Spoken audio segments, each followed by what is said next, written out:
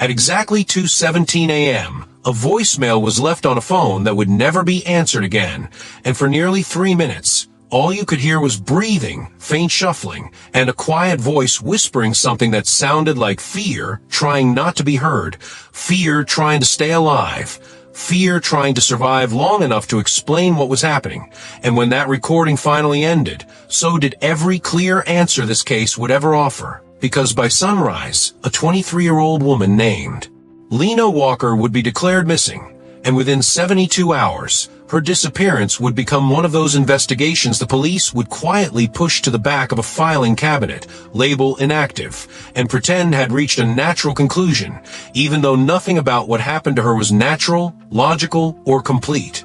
Picture this for a moment, because it matters more than you think. A small suburban street outside Columbus, Ohio, lined with identical houses, trimmed lawns, and porch lights that shut off automatically at dawn. The kind of neighborhood where people believe nothing terrible ever happens, where neighbors wave politely but rarely truly know each other, where doors are locked more out of habit than fear, and where everyone assumes that if something bad ever did happen, the police would come, solve it, and restore order within days. Yet on the night Lena vanished, not a single neighbor heard a scream, not a single camera captured her leaving, and not a single witness could explain how a young woman who had been texting her mother minutes earlier could simply disappear as if she had been erased from her own life. Before I take you deeper into this story, before we uncover what the police missed, what the family refused to forget, and what still keeps investigators awake years later, take just 1 second to support stories like this by gently tapping a like button and subscribing to the channel, because every single case we cover here represents someone who deserves to be remembered, someone whose story deserves more than silence, and someone whose truth still matters. Lena Walker was not reckless, not secretive, and not the kind of person who drifted away from her life without telling anyone, because she was deeply rooted in routine, family, and responsibility, working 2 jobs while finishing her degree in early childhood education, saving money for her first apartment, and calling her mother almost every night on her drive home, sometimes just to complain about traffic, sometimes to laugh about something small, and sometimes to talk about her future as if it were something solid and guaranteed, as if time itself had promised her safety. On the night she disappeared, nothing about her schedule suggested danger, because she left her shift at a local daycare at 8:45 p.m., stopped by a grocery store at 9:12 p.m., according to receipt records, and arrived home by 9:40 p.m., confirmed by her final outgoing text, "Home now. I'll call you in a bit." That call never came.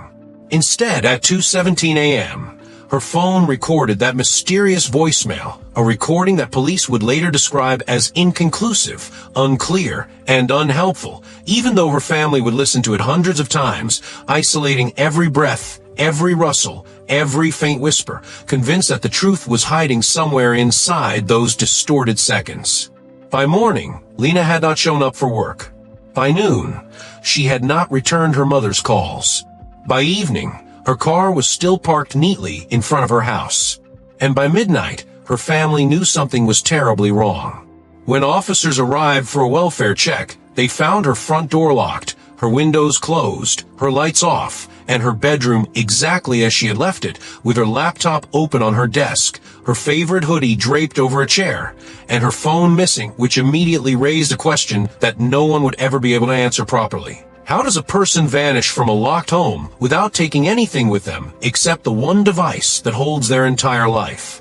At first, the investigation moved quickly, as it always does in the early hours of a missing person case, with patrol units canvassing the neighborhood, detectives interviewing co-workers, and flyers appearing on telephone poles, grocery store boards, and church entrances. Yet beneath the surface urgency, subtle cracks were already forming, because several officers privately believed Lena had left voluntarily, pointing to her age, her independence, and the absence of obvious violence even, though her family insisted she would never disappear without telling them. Within 2 weeks, police attention began to shift. Within 1 month, leads slowed. Within 3 months, her case was reassigned. And within 6 months, it was quietly downgraded to inactive pending new evidence. No press conference, No explanation. No apology. Just silence. What made this case even more disturbing was that there were signs, small ones at first, that something had gone terribly wrong, because Lena's bank account showed no withdrawals after the night she vanished. Her social media went completely dormant, and her phone never reconnected to a network after that last voicemail, as if it had been destroyed, discarded, or deliberately hidden. Yet none of this seemed urgent enough to keep the investigation alive. Her parents refused to accept that. Her younger brother refused to accept that. And her aunt, a retired paralegal named Marjorie Walker, absolutely refused to accept that. While police moved on, Marjorie began building her own case file, collecting reports, requesting records, interviewing neighbors, and documenting inconsistencies that law enforcement had either ignored or dismissed, slowly uncovering details that suggested Lena's disappearance was not random, not accidental, and not voluntary. One of those details involved a man named Eric Nolan, a co-worker from Lena's second job, a coffee shop, someone police briefly questioned, and then quickly ruled out, even though co-workers reported that he had become intensely interested in her in the weeks before she vanished, often waiting for her after shifts, offering rides she declined, and once becoming visibly angry when she mentioned dating someone else. Another detail involved a security camera 2 streets away that had captured a dark sedan driving slowly past Lena's house 3 times between midnight and 2 a.m., a vehicle that was never identified, never traced, and never publicly discussed. Then there was the voicemail that investigators labeled useless. The voicemail that Marjorie would eventually have professionally enhanced. The voicemail that, according to her, contained something no one had been willing to hear. Because hidden beneath the static and distortion was what sounded like Lena whispering 3 words. "He's outside. Please." But when Marjorie brought this to the police, she was told the audio was too unclear to verify, and advised to let the process work, even though the process had already stopped. And this is where the story takes a turn that no one expected. Because 3 years after Lena disappeared, a construction crew digging the foundation for a new shopping plaza 15 miles outside the city would uncover something buried beneath layers of soil and concrete, something that would reopen wounds, expose failures, and force investigators to confront the possibility that they had abandoned a solvable case. But what they found was not what anyone was prepared for, and what it revealed would change everything. If you want to find out what was discovered, why it terrified the Walker family, and how it exposed one of the most disturbing investigative breakdowns in recent memory, make sure you're subscribed, leave a comment with your thoughts so far, and stay with me, because we're going to uncover the evidence that police ignored, the suspect they dismissed too quickly, and the trail that was hiding in plain sight the entire time. When the construction crew's excavator blade struck something solid beneath layers of clay and gravel on a cold October morning 3 years after Lena Walker vanished, no one imagined they were about to reopen a case that law enforcement had already buried emotionally, administratively, and psychologically, because in many ways this investigation had been over long before any physical evidence was ever found, having been quietly sealed inside paperwork, forgotten files, and institutional. Fatigue that treats unsolved cases as inconveniences rather than unfinished stories. At first, the workers assumed they had hit a rock or an old concrete slab, something common in undeveloped land near suburban expansion zones. Yet when the machine operator stepped down to inspect the obstruction more closely, he noticed fabric tangled in the bucket's teeth. Fabric that did not belong underground.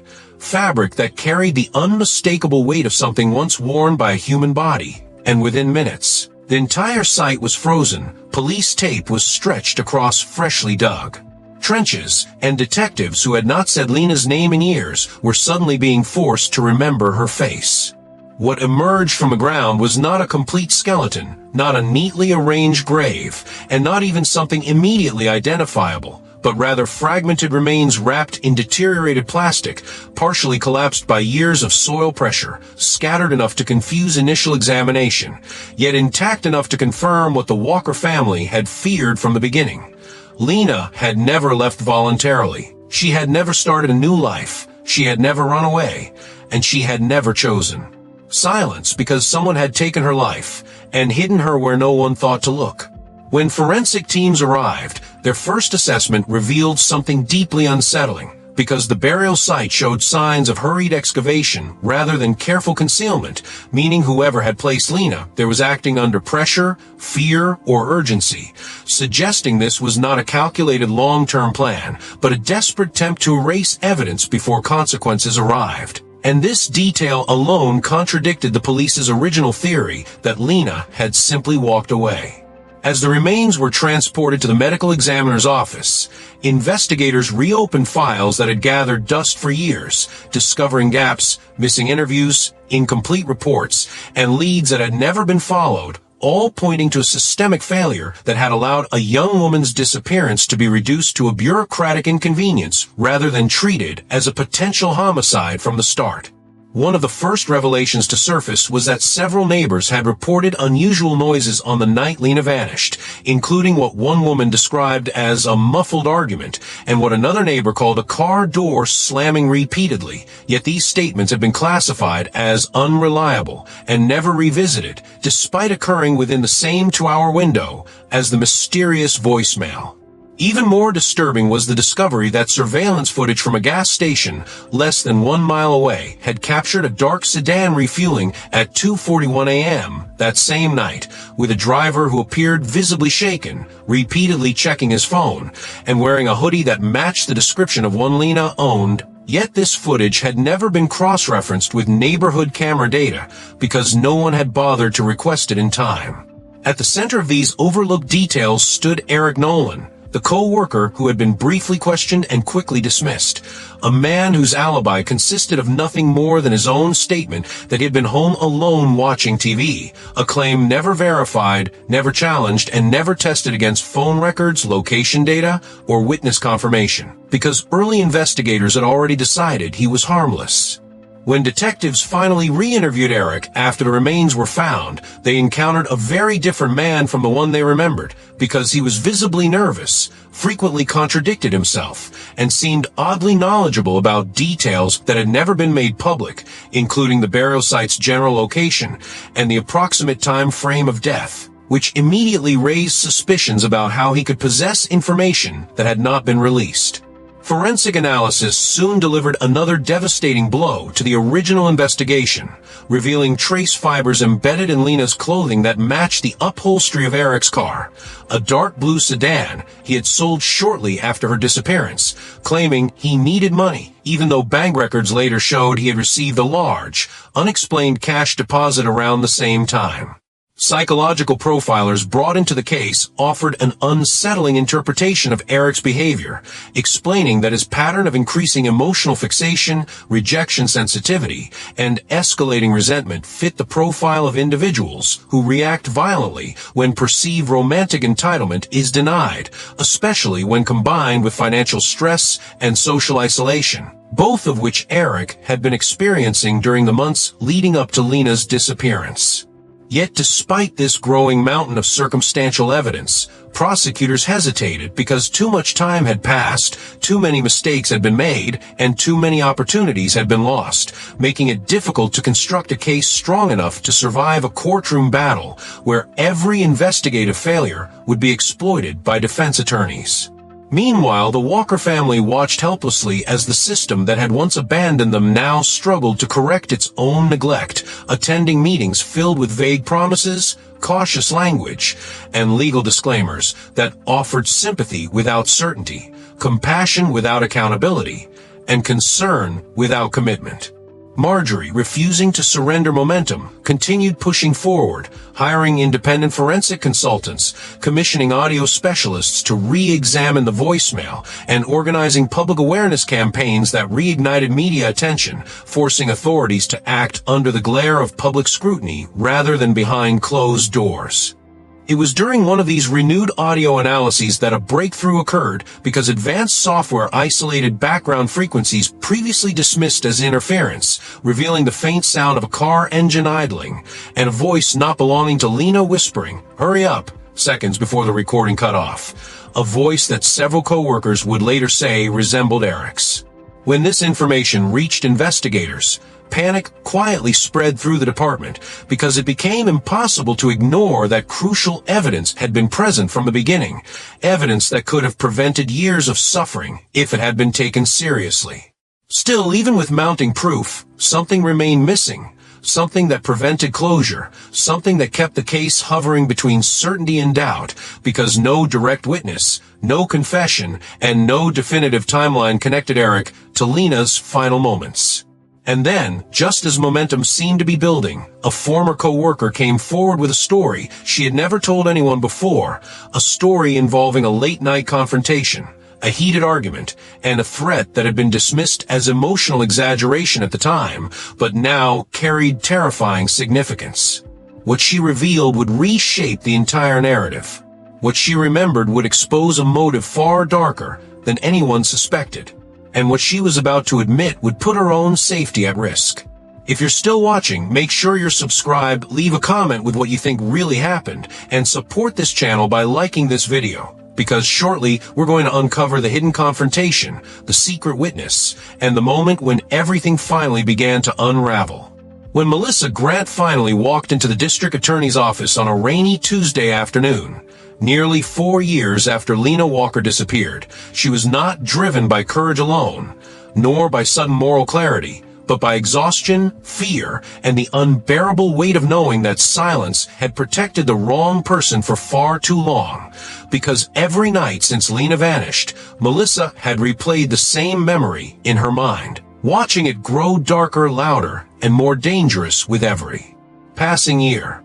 Melissa had been Lena's closest friend at work, the person who shared lunch breaks, inside jokes, and whispered frustrations about difficult customers and overwhelming shifts, and she had also been one of the few people who witnessed firsthand how Eric Nolan's attention toward Lena had slowly transformed from harmless admiration into possessive obsession, marked by constant messages, unwanted gifts, and emotional manipulation disguised as concern.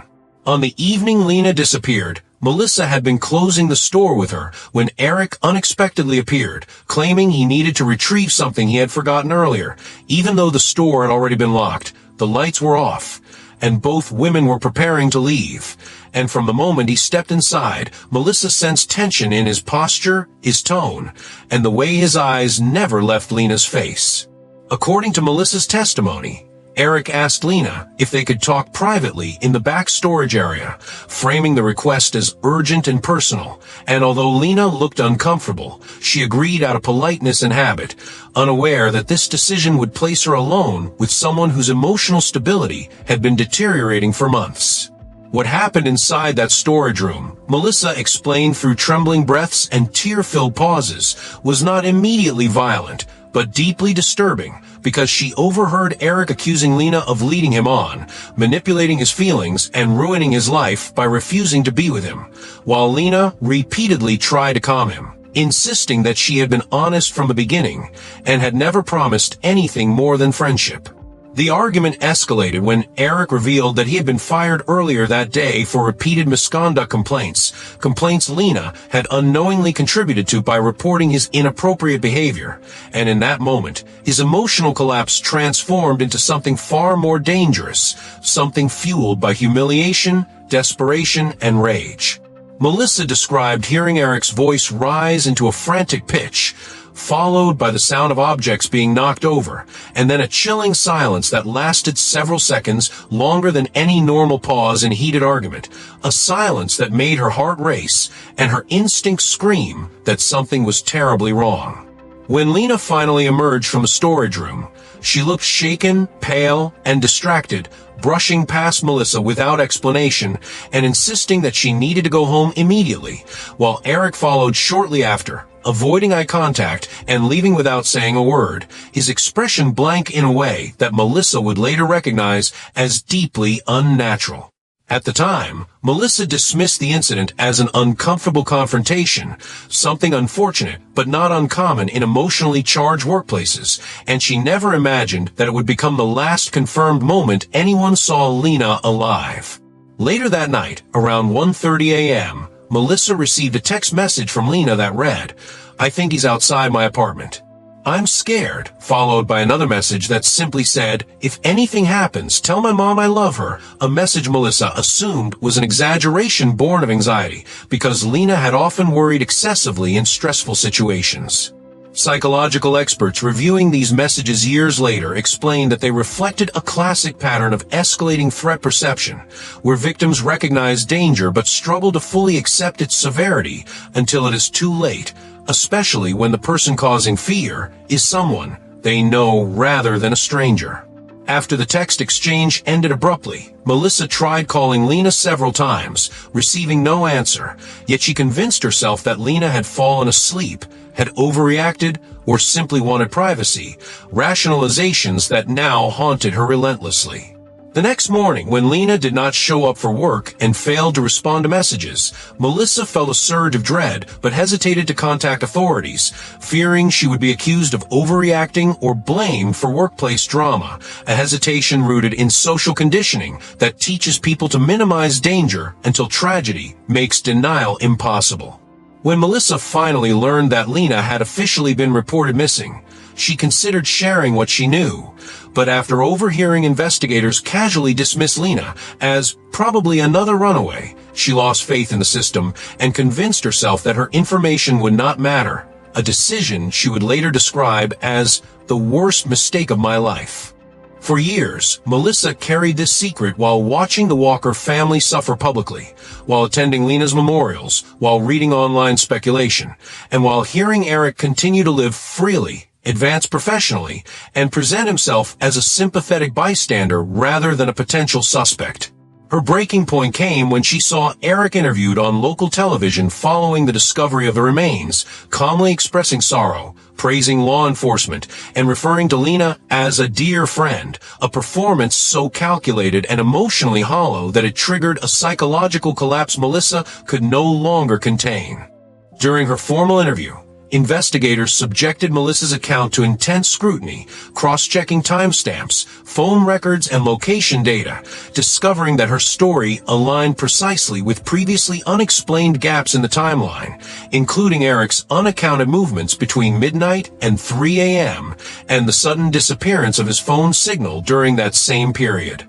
Digital forensic specialists later uncovered deleted messages on Eric's cloud backup, including drafts expressing anger, entitlement, and revenge fantasies, texts never sent, but preserved automatically by synchronization software, revealing a private emotional world that contrasted sharply with his public persona. Meanwhile, geographic analysis showed that Eric's phone had briefly connected to a tower near the burial site 2 days after Lena vanished, directly contradicting his claim that he had never traveled in that direction, a discrepancy he could not adequately explain when confronted. Behavioral analysts reviewing interrogation footage noted micro-expressions of contempt, deception, and suppressed rage whenever Lena's name was mentioned, indicators consistent with individuals who compartmentalize guilt rather than experience genuine remorse. Despite these developments, prosecutors remain cautious, aware that building a circumstantial case without eyewitnesses or physical evidence directly linking Eric to the act itself would be extraordinarily risky, especially given the department's previous mishandling of the investigation. As the case approached a critical decision point, investigators uncovered one final anomaly in the original voicemail recording, something that had been overlooked even during the second analysis, a sound pattern embedded beneath ambient noise that suggested movement, struggle, and impact, hinting at a physical confrontation occurring while the message was being recorded. This discovery raised a devastating possibility. It meant Lena may have been attacked while desperately trying to leave evidence behind. It meant she may have known she was about to die. And it meant the system had failed her in the most irreversible way. If this story has moved you so far, make sure you're subscribed, leave your thoughts in the comments, and support this channel by liking this video.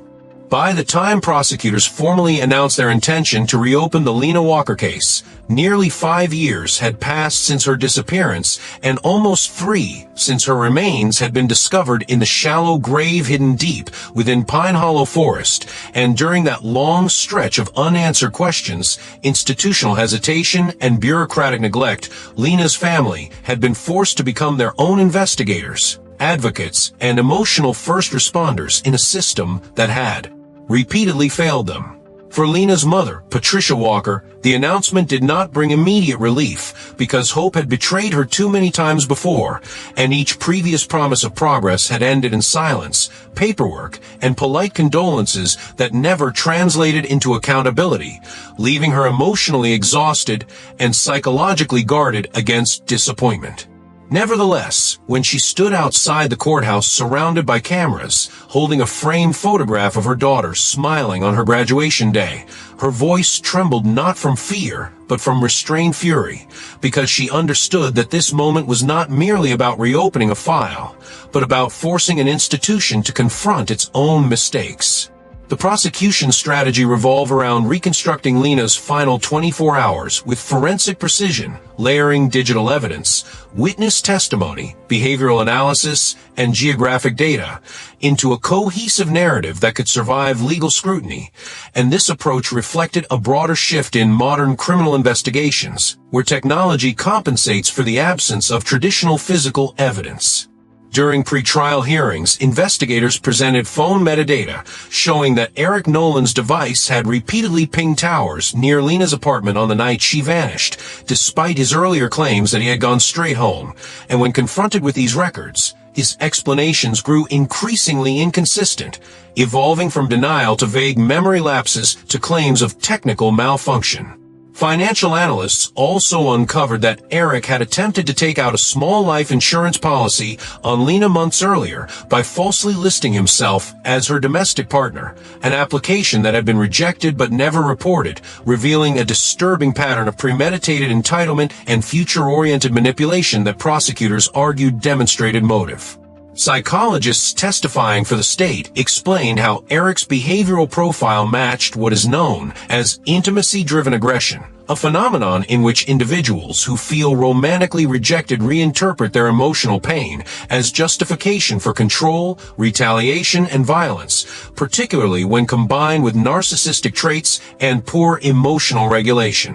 In response, the defense mounted an aggressive counter-narrative, portraying Eric as a socially awkward but harmless man who had been unfairly targeted due to circumstantial coincidences and emotional bias, and they emphasized the lack of eyewitnesses, fingerprints, DNA, or direct recordings of the crime itself. They attacked Melissa Grant's credibility, highlighting her delayed testimony and suggesting that guilt and media influence had reshaped her memory, a tactic commonly used in high-profile cold cases to undermine late-emerging witnesses. They questioned the reliability of digital evidence, arguing that cell tower data was probabilistic rather than definitive, and they framed deleted messages as private venting rather than criminal intent. For weeks, the courtroom became a battleground between two competing realities, one built on cumulative patterns and psychological consistency, and the other constructed from technical doubt and legal ambiguity. As testimony unfolded, jurors listened to audio experts dissect Lena's final voicemail frame by frame, isolating subtle sounds that suggested hurried movement, muffled impacts, and strained breathing, all occurring within seconds of each other, a sequence consistent with sudden physical confrontation. When this analysis was played in court, several jurors visibly recoiled, and Lena's mother had to be escorted from the room, overwhelmed by the realization that her daughter's last moments had been filled with terror rather than peace.